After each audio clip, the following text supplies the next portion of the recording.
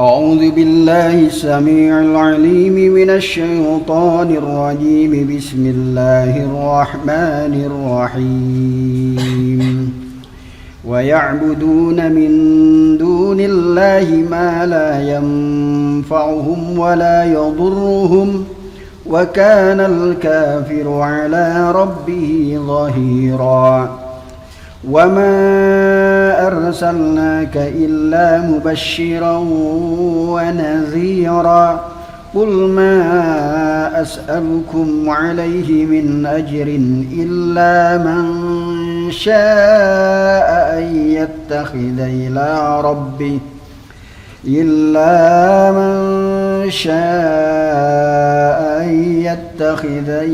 ربه سبيلا. وتوكل على الحي الذي لا يموت وسبح بحمده وكفى به بذنوب عباده خبيرا.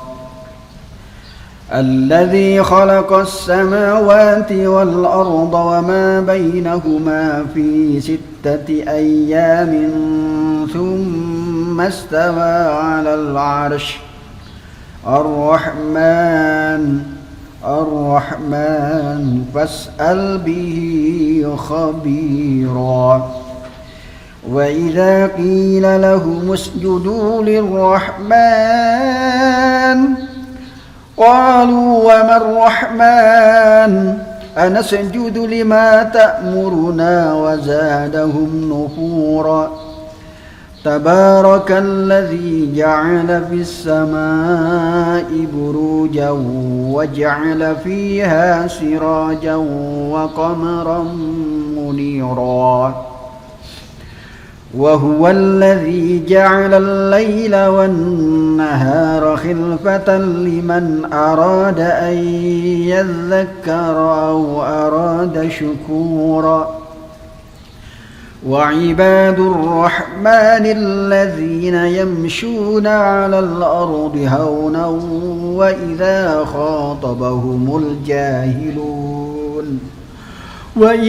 خاطبهم الجاهلون قالوا سلاما. والذين يبيتون لربهم سجدا وقياما. والذين يقولون ربنا اصرف عنا عذاب جهنم إن عذابها كان غراما إنها ساءت مستقرا ومقاما. صدق الله العلي العظيم. اللهم صل وسلم وزد وبارك على رسول الله وآله الأطهار. على رسول الله وآله الأخيار.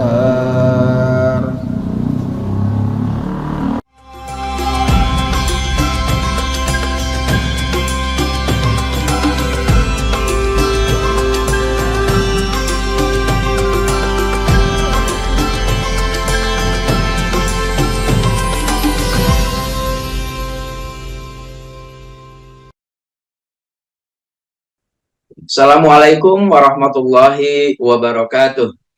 Auzubillahi minasyaitonirrajim. Bismillahirrahmanirrahim.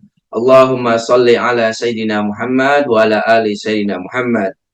Kaum muslimin rahimakumullah.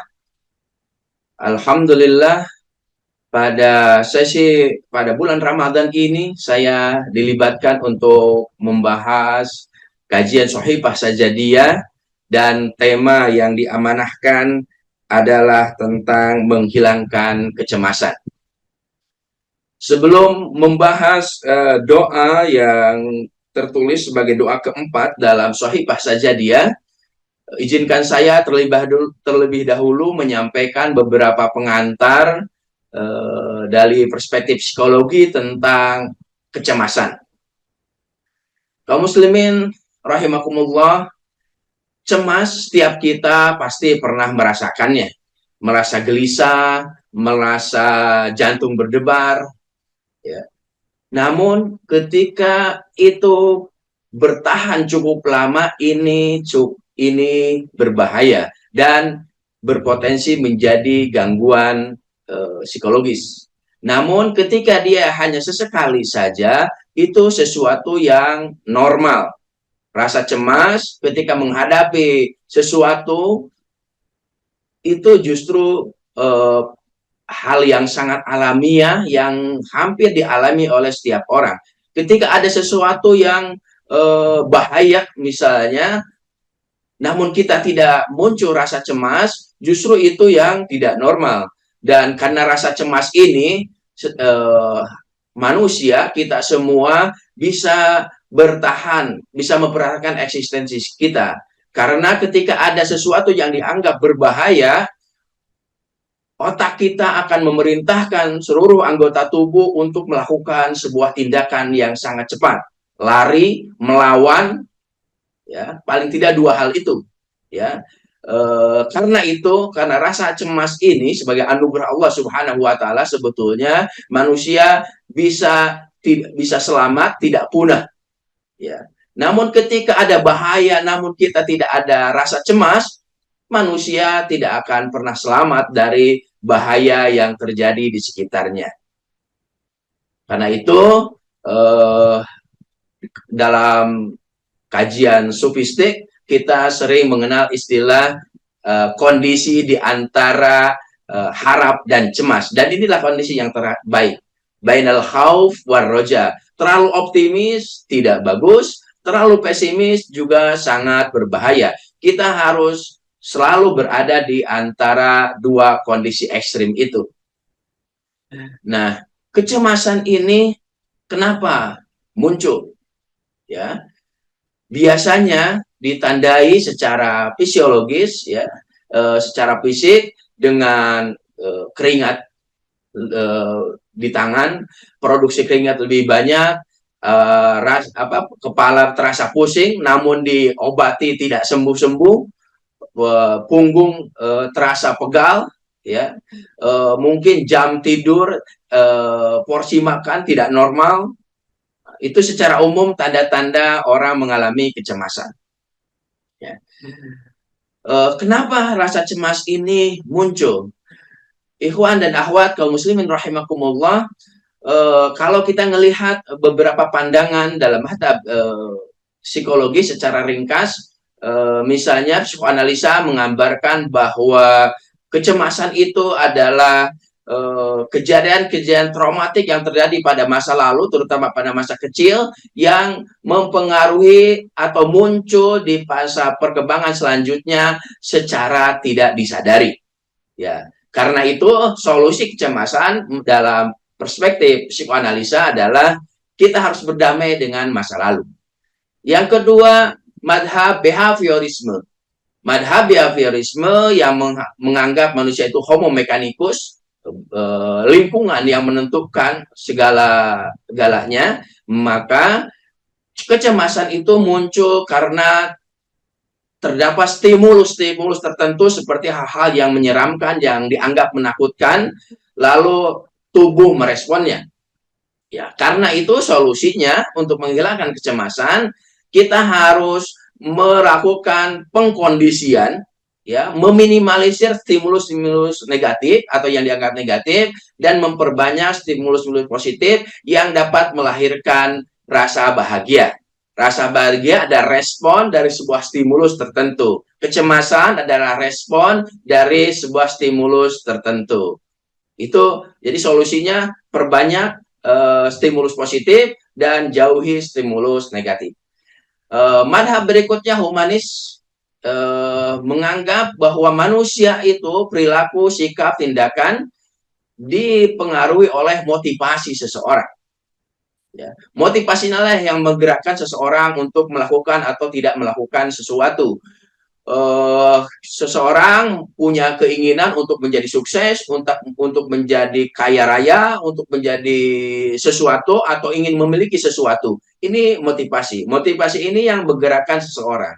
Terkadang seseorang keinginannya atau motifnya itu tidak sesuai dengan kondisi dia yang ada apa adanya. Motivasinya terlalu tinggi sehingga apa yang diinginkan tidak tercapai atau gagal, dan inilah yang melahirkan kecemasan. Detik-detik kegagalan itu muncul, maka kecemasan terjadi pada diri kita. Karena itu solusinya adalah kita harus memperbaiki motivasi kita dalam mengerjakan sesuatu. Dalam bahasa agama disebut niat. Innamal a'malu binniyah likulli imri'in ma nawa. Seseorang itu perbuatannya ditentukan oleh motivasinya atau niatnya, ya. Karena itu supaya kita terhindar dari rasa cemas, kita harus memperbaiki niat kita ketika melakukan sesuatu. Ya, kita berkeinginan, kita berusaha mewujudkannya. Jangan lupa kita bertawakal kepada Allah Subhanahu wa taala terkait dengan hasil akhir, ya. Dan nanti dalam doa ini, doa menghilangkan kecemasan ini, di bagian-bagian akhir kita meminta kepada Allah Subhanahu wa taala agar dianugerahi kemampuan bertawakal yang sesungguhnya kepada Allah Subhanahu wa taala. Kemudian madhab berikutnya adalah madhab kognitif. Madhab kognitif menyimpulkan bahwa perilaku, sikap, tindakan seseorang dipengaruhi oleh cara berpikir dia, mindset dia. Ketika seseorang menafsirkan sesuatu secara positif atau sebaliknya, itu yang akan mempengaruhi di sikap dan tindakannya. Rasa cemas muncul ketika kita menafsirkan sesuatu secara negatif. Ya, bisa jadi sebuah ketakutan itu, sebuah bahaya itu real adanya, seperti kita menghadapi binatang buas misalnya, dan ketika kita merasa cemas, merasa takut, itu sesuatu yang wajar. Tapi ada juga beberapa ketakutan, sumber-sumber kecemasan yang diproduksi oleh kita sendiri, ya. Bahaya yang direkayasa, yang diciptakan oleh kita sendiri, ya. Itu saya kira yang kita harus berhati-hati ketika menafsirkan sebuah fakta, jangan sampai berlebihan. Nah, karena itu solusi dari pendekatan kognitif adalah kita harus berusaha berpositif thinking, ya, terutama kepada Allah Subhanahu wa taala. Kan Allah berfirman, ana inda dhanni abdi, saya akan berperilaku, berbuat sesuai dengan prasangka hambaku. Jadi kita harus perbanyak positive thinking kepada orang lain, kepada Allah Subhanahu wa taala terutama. Kemudian yang keempat, madhab biologi, ya, yang menyimpulkan bahwa rasa cemas itu karena zat atau hormon-hormon tertentu yang ada pada tubuh kita. Kekurangan hormon-hormon tertentu atau kelebihan itu yang menyebabkan perilaku seseorang tidak seimbang. Rasa cemas misalnya ada sebuah hormon yang disebut dengan dopamin, ya, serotonin misalnya. Nah, ketika ini hormon-hormon bahagia, ya, tapi ketika berlebihan akan berbahaya. Ketika kekurangan hormon ini, itu akan juga melahirkan kecemasan. Maka solusinya adalah menggunakan obat-obat tertentu, melakukan olahraga, terpapar sinar matahari misalnya, supaya kebutuhan vitamin D-nya tertutupi sehingga hormon ini terproduksi dengan baik. Itu saya kira sebuah pengantar terlebih dahulu sebelum memasuki doa menghilangkan kecemasan ini atau istiksyaful humum. Jamaah kaum muslimin rahimakumullah. Di awal doa, Al-Imam Sajjad alaihi salatu wassalam mengawali dengan kalimat ya farijal ham, ya kashifal gham, ya rahman dunya wal akhirah. Mengawali doanya dengan menyebutkan beberapa asma Allah Subhanahu wa taala. Allah dalam Al-Qur'an berfirman, walillahil asmaul husna fad'u biha. Allah memiliki nama-nama yang baik, dan berdoalah kepada Allah dengan menggunakan asma-asma itu sesuai dengan keperluan kita. Ya, dan inilah yang dilakukan oleh Imam As-Sajjad sebelum menyampaikan sesuatu. Terlebih dahulu menyebutkan beberapa asma Allah Subhanahu wa Ta'ala. Dan saya kira ini sebuah SOP berdoa dari Allah Subhanahu wa Ta'ala, sebuah bocoran. Kalau kita ingin memohon, jangan lupa menggunakan asma-asmanya. Ya. Kaum muslimin rahimakumullah, ketika seseorang meminta, ada gaya peminta orang yang biasa meminta-minta di jalanan. Ya, Pak, bagi Pak, saya misalnya belum makan, ya, atau orang yang ngamen di jalanan, misalnya, itu cara seseorang meminta. Maka kita biasanya secara umumnya hanya akan memberikan uang yang paling kecil yang ada di kantong kita. Kalau masih ada 1.000, mungkin itu yang akan kita kasih. Kecuali tidak ada, baru naik 2.000, naik 5.000. Sangat jarang orang memberi seorang pengemis dengan 50.000, 100.000. Itu sangat jarang sekali, kecuali orangnya emang betul-betul sangat karim. Kemudian ada orang meminta, gaya memintanya itu dengan menjelaskan kondisinya. Dan dia datang kepada seseorang yang sudah dia kenal. Orang yang dia datangi, dia kenal dengan baik, dan yang didatangi juga mengenal dia dengan sangat baik. Misalnya seorang sahabat, keluarga, orang tua, kita datang kepadanya, lalu kita menyampaikan kondisi kita, bahwa kita sedang baru saja mungkin kena musibah di PHK, kemudian anak dalam kondisi mau masuk sekolah, butuh biaya yang besar, lalu menjelaskan kondisi-kondisi yang lainnya tanpa kata-kata meminta sama sekali. Nah, karena saya kenal yang bersangkutan dan yang bersangkutan juga kenal dengan saya, orang tersebut mengerti dan kemudian dia akan memberikan bantuan. Ya, misalnya, ya, minimal tidak mungkin orang memberi bantuan dengan kondisi yang saya jelaskan hanya dengan 10.000 atau 100.000. Mungkin dia akan ngasih beberapa ratus ribu atau beberapa juta. Saya sementara hanya ada uang 1 juta. Mohon ini diterima, mudah-mudahan bisa membantu sedikit. Ini levelnya jauh lebih tinggi dibanding level yang pertama tadi. Dan ada level meminta ya, atau cara meminta yang lebih tinggi lagi adalah cara meminta yang dilakukan oleh para sastrawan, ya, para ahli sastra di kerajaan-kerajaan. Ya, biasanya seorang raja akan meminta para penyair untuk menyampaikan syair-syairnya, dan para penyair sudah mempersiapkan syair-syair yang isinya rata-rata memuji sang raja, menyampaikan kelebihan-kelebihan, keutamaan-keutamaannya. Dan dalam kondisi itu, biasanya seorang raja akan memberikan mungkin tidak dipertimbangkan sama sekali. Mungkin koin emas itu akan dihamburkan, akan dikasihkan. Semakin tinggi pujiannya, mungkin kepingan emas itu tanpa dipikir berapa jumlahnya akan langsung diberikan kepada para penyair itu. Nah, demikian juga kaum muslimin rahimakumullah, ketika kita ingin memohon sesuatu kepada Allah Subhanahu wa Ta'ala, gunakanlah cara yang kedua dan digabung dengan cara yang ketiga. Kita menyampaikan kondisi kita apa adanya kepada Allah Subhanahu wa Ta'ala, menunjukkan kefakiran, kelemahan kita, selemah-lemahnya di hadapan Allah Subhanahu wa Ta'ala, lalu kita memuji-mujinya dengan menyebutkan asma-asma Allah Subhanahu wa Ta'ala. Ya, ya Farijal Ham, ya Kasifal Gham, ya Rahman, ini juga banyak disebutkan dalam doa Jausan Kabir dan doa-doa yang lainnya.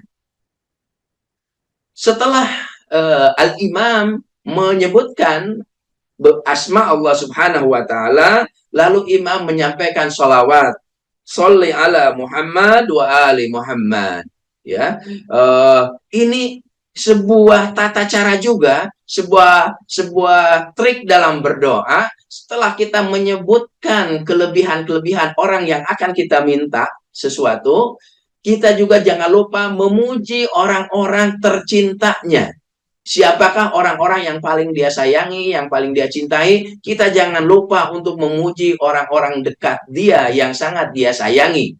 Dalam hal ini, ketika kita telah memuji Allah Subhanahu wa Ta'ala, kita memuji, memohon kebaikan kepada kekasih utamanya, yaitu Ar-Rasul Shallallahu Alaihi Wasallam. Dalam doa ini dan dalam doa-doa Ahlul Bait secara umum selalu SOP-nya itu seperti itu, memuji Allah, bersolawat, meminta sesuatu, memuji lagi, bersolawat lagi, meminta sesuatu lagi, terus seperti itu, ya. Dan diakhiri dengan pujian dan solawat kepada An-Nabi Shallallahu Alaihi Wasallam. Seperti bisa kita amati dalam doa ke-56 dalam Shaifah Sajadiyah ini. Pujian, sholawat, permohonan. Pujian, sholawat, permohonan, terus seperti itu. Ya, ini cara ya Imam As-Sajjad mengajarkan kepada kita bagaimana cara berdoa. Wafruj hammi wakshif ghammi. Ya, setelah menyebutkan ya farijal ham, ya kasifal gham, kemudian kita memohon hilangkanlah ya Allah kecemasanku, kegundahanku, ya. Lalu juga menyebutkan sifat asma yang lain, ya wahid, ya ahad, ya somad, ya malam yalid walam yulad walam yakul lahu kufuwan ahad. Lalu memohon lagi, i'simni, jagalah aku, wa tahhirni, sucikan aku, wazhab bibaliyati, dan hilangkanlah rasa gelisah atau deritaku, ya. Nah, sebelum melanjutkan permohonan yang lainnya, Al-Imam Sajjad alaihi salatu wassalam membacakan ayatul kursi dan Al-Ma'udatain, Al-Falaq dan An-Nas, serta Al-Ikhlas, Qul huwallahu ahad. Kenapa demikian? Kaum muslimin rahimakumullah, kenapa harus mencantumkan ayat-ayat tersebut? Sepengetahuan Al-Fakir yang sangat sedikit, ayatul kursi adalah ayat yang paling banyak mencantumkan nama-nama Allah di dalamnya. Ada Ismul A'zam di dalam ayatul kursi, ya. Jadi ketika kita membaca ayat kursi, sebetulnya kita sedang memuji-muji sebagaimana tadi Al-Fakir jelaskan, sedang menyebutkan beberapa keagungan dan kemuliaan Allah Subhanahu wa Ta'ala. Dan banyak sekali riwayat yang menjelaskan tentang keutamaan membaca ayatul kursi. Ya, secara umum digunakan untuk sebuah perlindungan. Kita memohon perlindungan kepada Allah Subhanahu wa Ta'ala dengan menyebutkan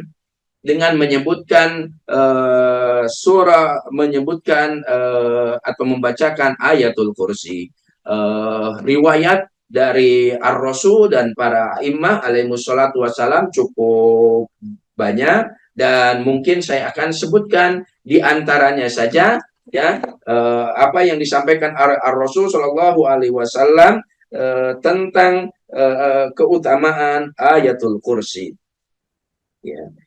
Misalnya Ar-Rasul Shallallahu Alaihi Wasallam bersabda,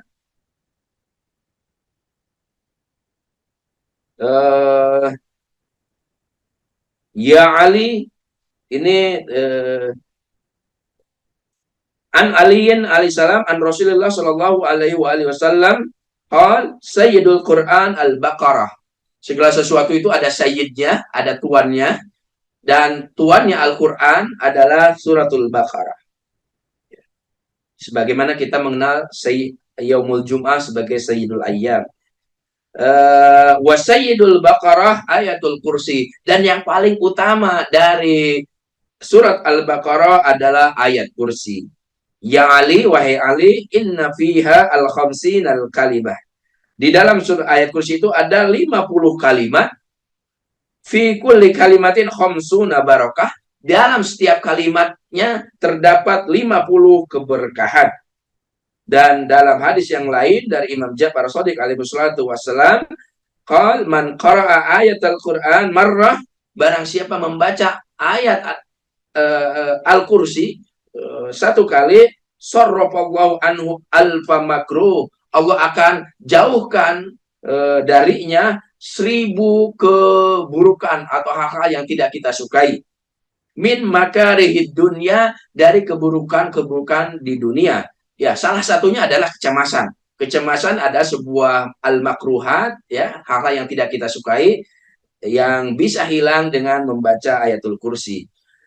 Wa alfa makruh min makarihid akhirah, dan juga akan dihilangkan 1000 hal negatif dari hal negatif di akhirat. Jadi ketika satu kali membaca ayatul kursi, maka Allah akan menghilangkan 2000 keburukan, 1000 keburukan dunia dan 1000 keburukan di akhirat. Lalu kaum muslimin rahimakumullah, terkait dengan al-ma'udatain atau An-Nas dan Al-Falaq, kenapa Al-Imam Mustajjad alaihi salatu wassalam membaca terlebih dahulu al-ma'udatain, ya.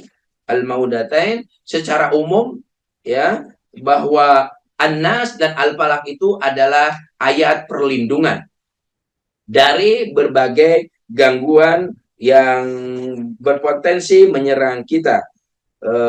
Misalnya salah satu hadis yang bisa kita baca dalam beberapa riwayat, dalam beberapa riwayat, auzubillah bismillahirrahmanirrahim,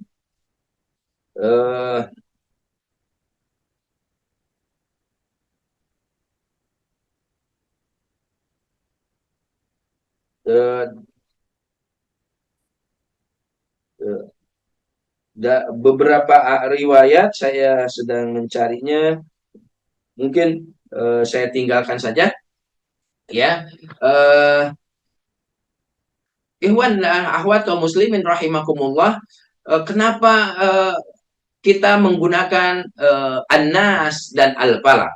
Kalau kita perhatikan kandungan An-Nas dan Al-Falaq, kita sebuah kecemasan itu lihat dari faktornya, dipengaruhi oleh faktor eksternal dan faktor internal dari diri kita, ya. Faktor eksternal adalah gangguan dari pihak luar atau pengaruh dari lingkungan. Dan untuk meminta perlindungan dari faktor kecemasan eksternal ini, kita membacakan surat Al-Falaq. Dalam surat Al-Falaq, kita meminta perlindungan dari segala bentuk keburukan yang terjadi dari luar diri kita. Qul a'udzu birabbil falaq, dari orang hasud dan lain sebagainya. Sementara faktor kecemasan berikutnya adalah datang dari diri kita, faktor internal, dan untuk memohon perlindungan dari faktor internal ini, kita membaca An-Nas, Qul a'udzu birabbin nas, malikin nas, dan seterusnya. Yang menarik adalah ketika kita membandingkan dua surat ini. Dalam surat Al-Falaq, kita hanya menyebutkan satu kali nama Tuhan. Qul a'udzu rabbul falaq. Ya, hanya satu. Selanjutnya kita menyebutkan beberapa jenis gangguan eksternal. Ya. Sementara dalam surat An-Nas, kita menyebutnya 3 kali. Asma Allah, Rob. Qul a'udzu birabbin nas, malikin nas, ilahin nas. 3 kali kita menyebut asma Allah dalam surat An-Nas. Ketika kita meminta perlindungan dari faktor kecemasan pihak luar, kita hanya memohon perlindungan dengan satu asma Allah. Dan ketika kita memohon perlindungan dari diri sendiri, kita menggunakan 3 asma Allah. Ini menandakan bahwa gangguan atau faktor kecemasan internal itu jauh lebih banyak, lebih berbahaya dibanding faktor eksternal. Ya. Ketika seseorang menyebut kita tidak mampu, Anda bodoh, Anda miskin, dan makian-makian yang lainnya, ketika itu muncul dari luar, kita bisa mengkanternya, kita bisa menolaknya. Kalau ada serangan dari luar, kita masih bisa mengelaknya. Namun ketika serangan itu muncul dari diri kita sendiri, itu akan melahirkan yang disebut dengan mental block. Ya, ketika kita, oh iya ya, saya memang begini, saya memang bodoh, saya memang lemah, saya memang tidak bisa, pantas saya tidak lulus, dan kata-kata negatif yang lainnya, ini tidak ada yang bisa membantah, tidak ada yang menyaringnya, karena muncul dari diri kita sendiri, dan ini jauh lebih berbahaya dibanding serangan yang muncul dari luar. Karena itu kita menggunakan al-falaq untuk meminta perlindungan dari faktor eksternal, dan menggunakan an-nas untuk meminta perlindungan dari faktor internal. Demikian juga dengan surat Al-Ikhlas, ya. Kita juga meminta perlindungan kepada Allah Subhanahu wa taala. Dalam sebuah riwayat disebutkan, barang siapa memasuki sebuah rumah dan membacakan surat Al-Ikhlas, maka dia akan dijauhkan dari berbagai macam keburukan dan akan ditambah rizkinya. Kita kembali ke teks doa menghilangkan kecemasan dari Al-Imam Mustajjad alaihi salatu wassalam. Selanjutnya, setelah meminta dengan menyebutkan beberapa menyebutkan ayatul kursi, Al-Ma'udah dan Al-Ikhlas, imam selanjutnya memohon permohonan, Allahumma inni as'aluka su'ala man istadzat faqatu wa du'ufat qawwatu wa khasurat dhunubuh. Ya, imam mengatakan, saya memohon sebuah permohonan dari orang yang kebutuhannya sangat besar, level sangat lemah, dan dosanya sangat banyak. Ini kaum muslimin rahimakumullah, salah satu tata cara atau adab dalam berdoa, kita menunjukkan segala bentuk kelemahan yang ada pada diri kita di hadapan Allah Subhanahu wa taala. Bagaimana mungkin seorang imam yang digelar as-sajjad, dia mengatakan bahwa dia termasuk orang yang kasurat dzunubuh, pada beliau adalah orang yang maksum, yang terjaga dari dosa. Ini sebuah etika, sebuah adab yang harus kita lakukan di hadapan Allah Subhanahu wa taala untuk merendah dengan serendah-rendahnya. Dan biasanya orang itu akan serius ketika dia merasa betul-betul membutuhkan bantuan. Dan disitulah imam mengatakan, aku memohon sebuah permohonan sebagaimana permohonan orang yang sangat membutuhkan, sangat lemah, sangat banyak dosanya, ya, yang tidak ada penolong kecuali Engkau, ya. Man la yajdu li faqatihi mughisa wala li dha'fihi mukhawya wala zambi ghafiran ghairab, ya, yang dia tidak memiliki, yang tidak ada yang dapat melindungi kelemahannya kecuali Engkau, yang tidak dapat memenuhi kebutuhannya kecuali Engkau, yang tidak dapat mengampuni dosa-dosanya kecuali Engkau. Ini sebuah pujian-pujian yang kita sampaikan ketika berdoa kepada Allah Subhanahu wa taala. Kemudian baru menyampaikan permohonannya. As'aluka amalan tuhibbu bihi man amila bih. Memohon sebuah perbuatan yang Allah suka akan hal itu. Jadi ketika kita datang kepada seseorang memohon sesuatu, maka sebelum kita menyampaikan permohonan kita, kita juga menyampaikan apa yang bisa kita bantu. Sekiranya ada yang bisa saya bantu atau saya dapat melakukan sesuatu kepada Anda, saya dengan sangat senang melakukannya. Kira-kira dalam konteks kita, hal seperti ini yang lazim atau harus kita lakukan ketika kita meminta sesuatu. Jangan langsung meminta apa yang kita inginkan. Tapi justru kita menawarkan seperti bantuan sebuah hal kecil mungkin yang kiranya membuat tuan rumah atau yang kita datangi merasa sangat senang. Lalu kita juga meminta rasa yakin, ya, dalam meminta dalam hal lain, ya, tentang keyakinan, karena keyakinan ini sangat menentukan kualitas sebuah permohonan. Dan kita mungkin belum begitu atau belum sampai kepada apa yang disebut dengan hakul yakin seperti yang disebutkan dalam doa ini. Yakinan tanpa bihi manistaiqana bihi hakul yakin. Hakul yakin itu seperti kita tidak mau menyentuh setrum karena kita tahu persis konsekuensinya. Kita tidak mau makan racun karena kita tahu persis konsekuensinya. Itu adalah hakul yakin. Nah, apakah kita terhadap Allah Subhanahu wa Ta'ala sudah sampai pada level hakul yakin itu? Dan ini sangat sulit karena konsep tauhid, misalnya konsep tentang ketuhanan itu sesuatu yang abstrak. Ya, kalau tadi listrik dan racun itu sesuatu yang sangat konkret sekali sehingga kita sangat mudah untuk sampai ke hakul yakin. Tapi untuk sampai ke hal-hal yang konseptual kita sangat sulit walaupun mungkin kita sudah memiliki beberapa dalil, beberapa argumen-argumen rasional tentang kebesaran dan keagungan Allah Subhanahu wa Ta'ala. Karena itu, kita memohon kepada Allah Subhanahu wa Ta'ala untuk dianugerahi level keyakinan hakul yakin, sehingga kita tidak ada sedikit pun keraguan kepada Allah Subhanahu wa Ta'ala.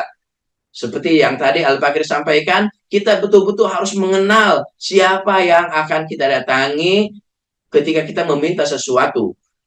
Mungkin kita tidak begitu serius, tidak begitu mendalam ketika kita berdoa kepada Allah Subhanahu wa Ta'ala, karena memang kita belum mengenal betul siapa Allah itu. Ketika kita mengucapkan ya farijal ham, ya kashifal gham, kita mungkin masih agak ngambang karena kita belum meyakini betul bahwa Allah itu zat yang maha menghilangkan kecemasan, zat yang maha menghilangkan segala keburukan, dan zat yang akan mengabulkan setiap doa para pemohonnya. Nah, karena itu untuk sampai ke level hakul yakin, kita memohon kepada Allah Subhanahu wa Ta'ala agar dianugerahi level keyakinan ini.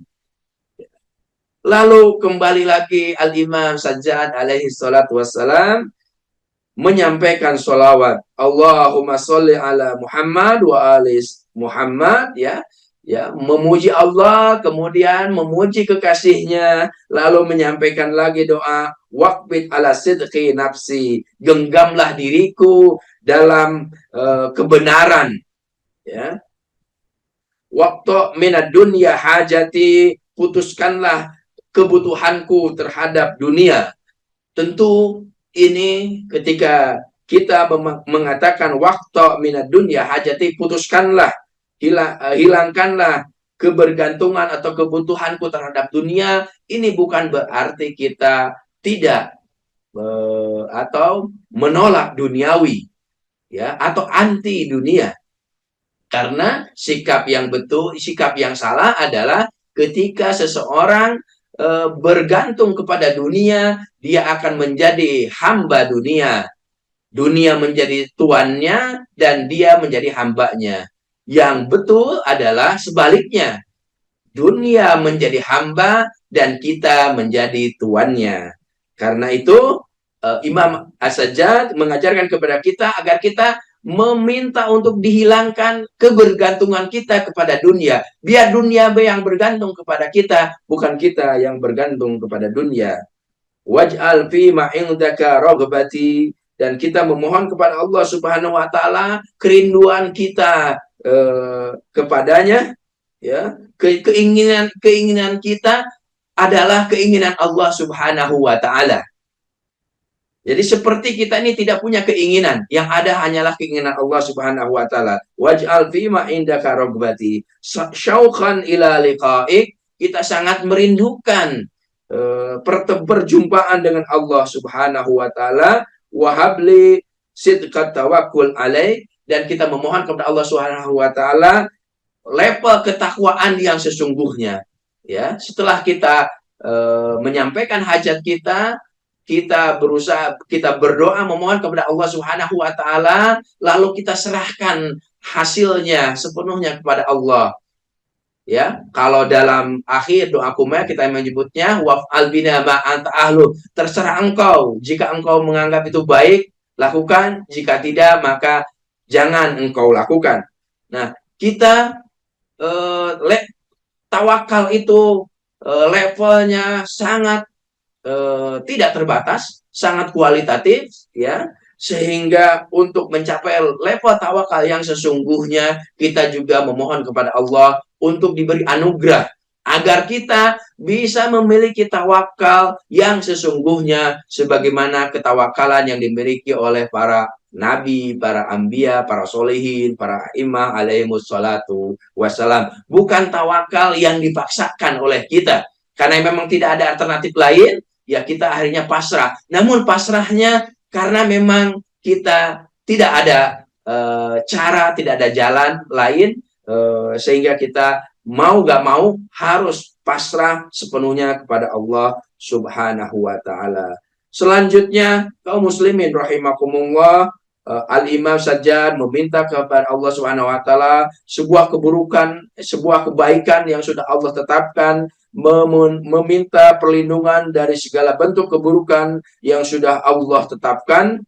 Lalu selanjutnya seperti tadi, Allah memuji Allah, menyampaikan selawat, menyampaikan sebuah permintaan, kemudian dilanjutkan lagi seperti itu, dan di akhir doa ini Al-Imam Sajjad menyebutkan salawat kepada An-Nabi Sallallahu Alaihi Wasallam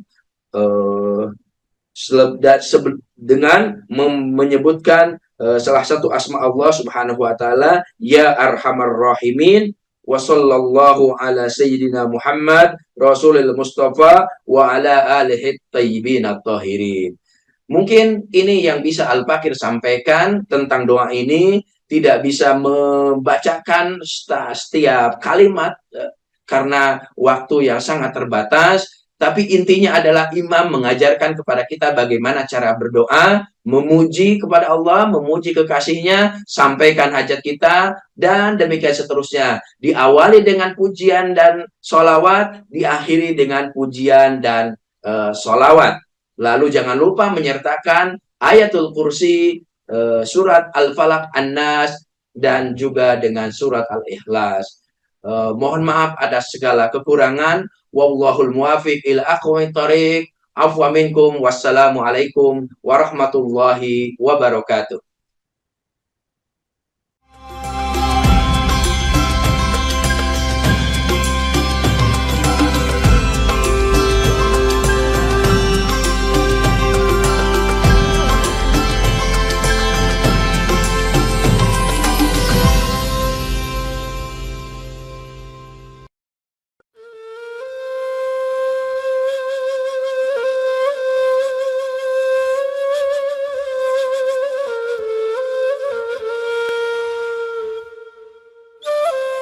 Bismillahirrahmanirrahim. Assalamualaikum warahmatullahi wabarakatuh. Alhamdulillah rabbil alamin, wassalatu wassalamu ala sayyidil mursalin wa ala alihi tayyibin tahirin wa ashabihil muntajabin.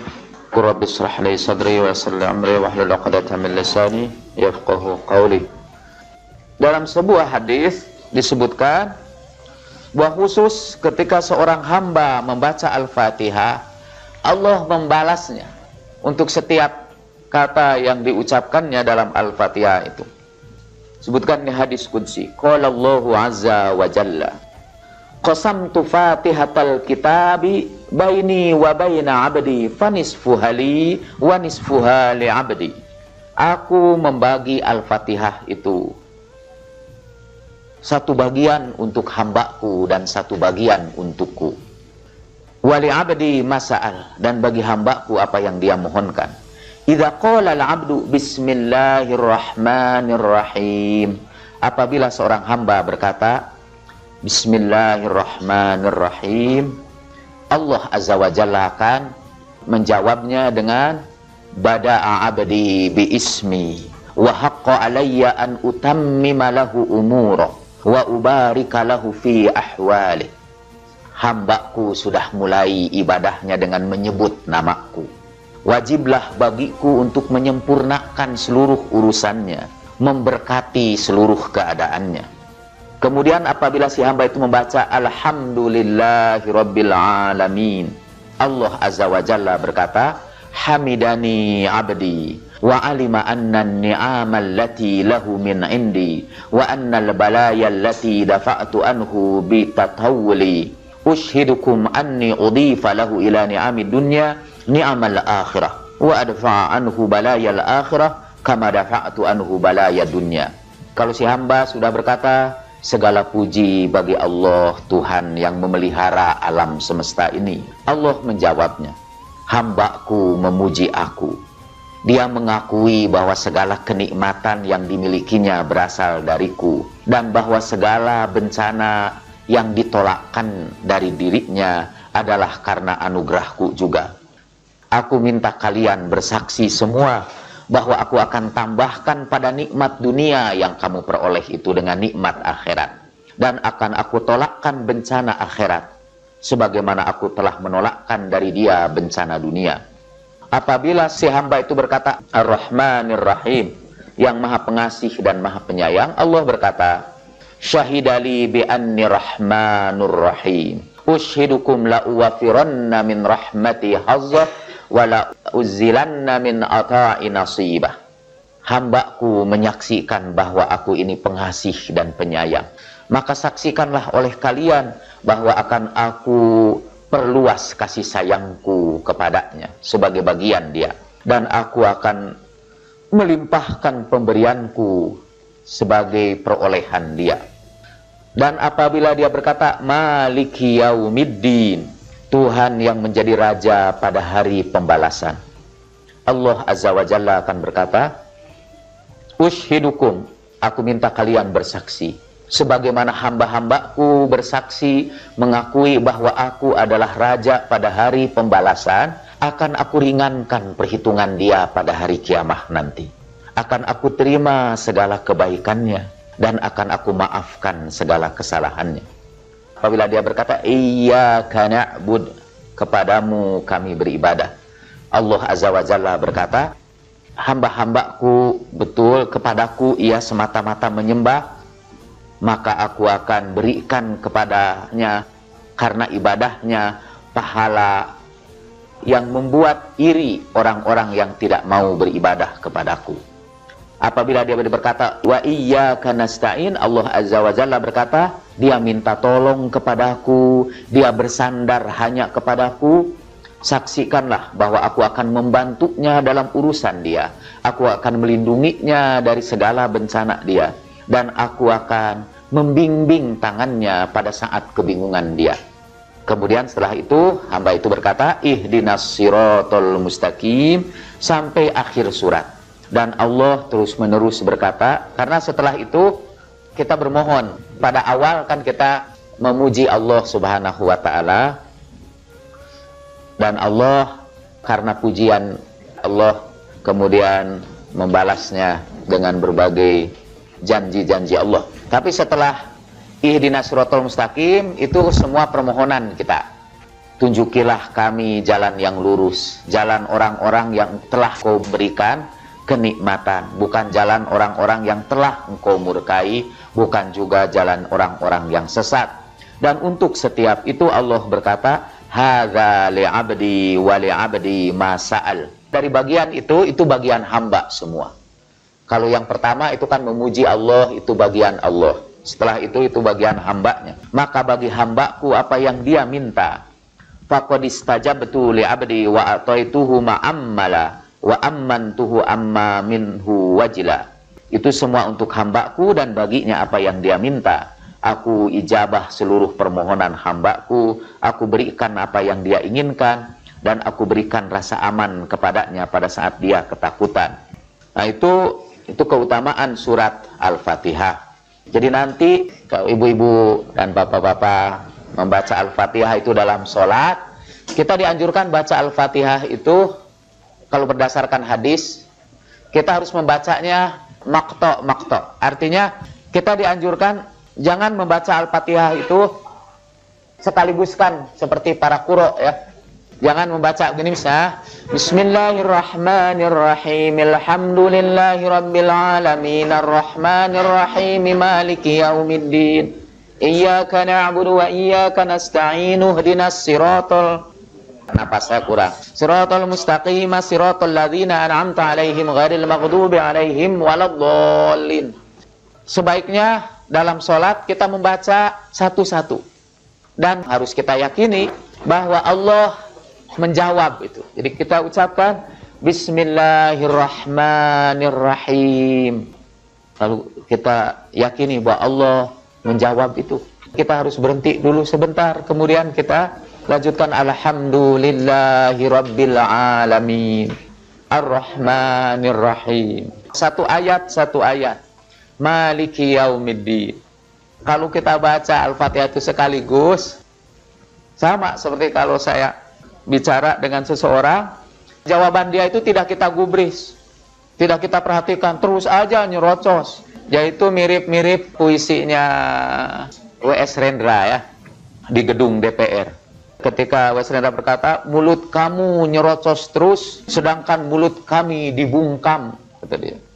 Nah itu kalau orang baca Al-Fatihah terus menerus, Bismillahirrahmanirrahim, Alhamdulillahi Rabbil Alamin, Ar-Rahmanirrahim, dan seterusnya. Itu mulut kamu nyerocos dan mulut Tuhan dibungkam. Astagfirullahaladzim. Jadi bacalah nanti dalam sholat itu Al-Fatihah itu satu-satu. Bismillahirrahmanirrahim. Kita berhenti sebentar. Alhamdulillahi Rabbil Alamin, Ar-Rahmanirrahim. Dan yakinilah bahwa Allah menjawab untuk setiap ucapan kita ini. Dengan nama Allah yang Maha Pengasih dan Maha Penyayang, Tuhan berkata, hambaku memulai dengan memuji namaku, dan aku wajib untuk menyempurnakan segala urusannya dan memberkati segala keadaannya.